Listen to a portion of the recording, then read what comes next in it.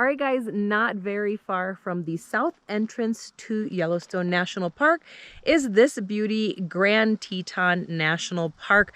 We're going to spend the day driving and stopping at all the different observation points, and we want to bring you guys along. So stay with me, and we're going to go in.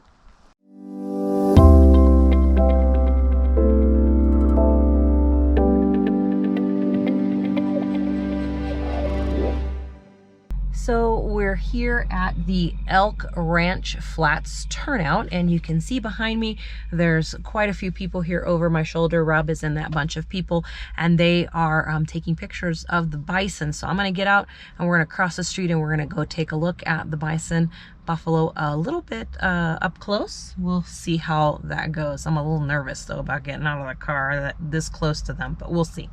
So we walked out, but I decided not to cross the road to keep enough distance between me and them. So I thought we could get a little bit closer if we just got back in the van and drove over across the street.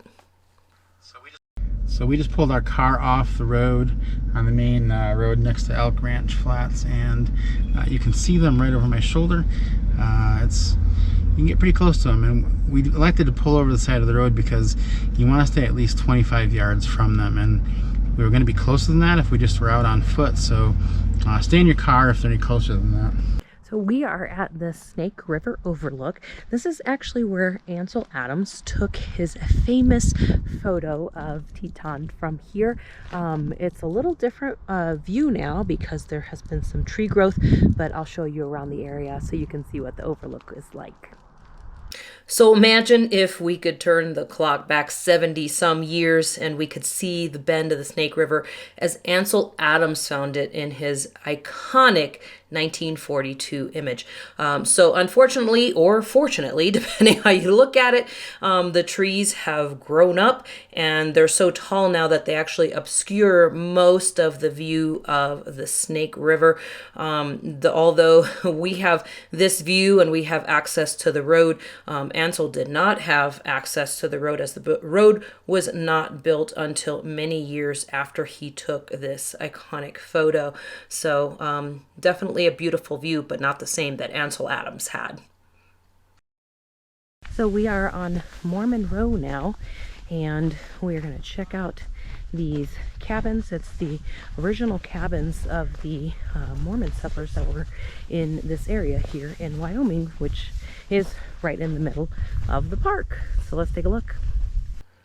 So the leaders of the Church of Jesus Christ of Latter-day Saints, which are known as the Mormons, sent out parties from Salt Lake Valley to establish new communities and to support their expanding population. So the Mormon Homesteaders settled east of Blacktail Butte near the turn of the 19th century. So they had clustered farms to share their labor and their community, which was very different from the type of living that was done in the area. More of an isolation type living was done by the Western homesteads at that time. So you can see here a little bit closer to the cabin and see what that looked like.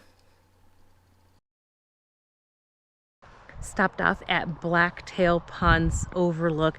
We're looking for moose, and apparently they do kind of show up in this area, so a lot of people are here doing the same thing we are, looking for moose, because that's really what we'd like to see. We haven't seen that yet. This is a gorgeous area, and we had a perfect view here. This viewpoint was not very busy. There were, I think, 3 other people standing here with us, and they were all looking for the same thing. They were looking for the moose as well.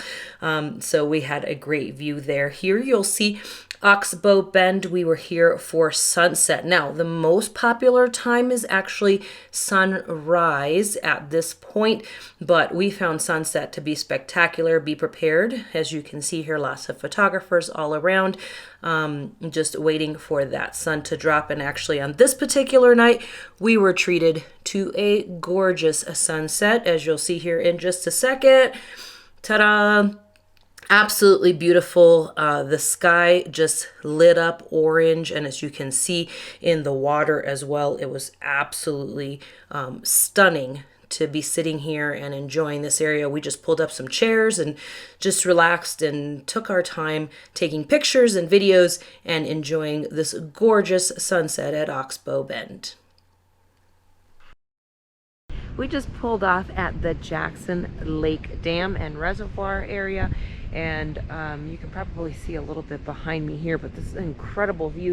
You can actually walk out right here over the dam on this side or on that side as well. There are two parking areas, one right by the buildings here, and then there's one right across the street. So it's a great spot to come out here and take some gorgeous pictures of these beautiful mountains.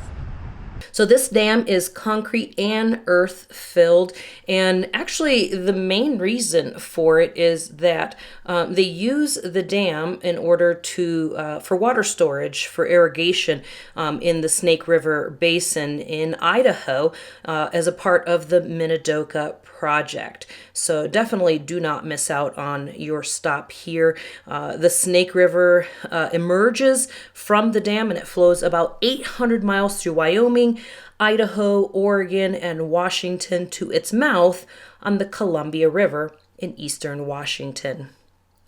Hope you guys enjoyed this section of the park. I'm going to leave you here on this video with a drive through our favorite parts of the park. Hope you guys have enjoyed this so far. Hope you enjoy the beautiful drive through the park.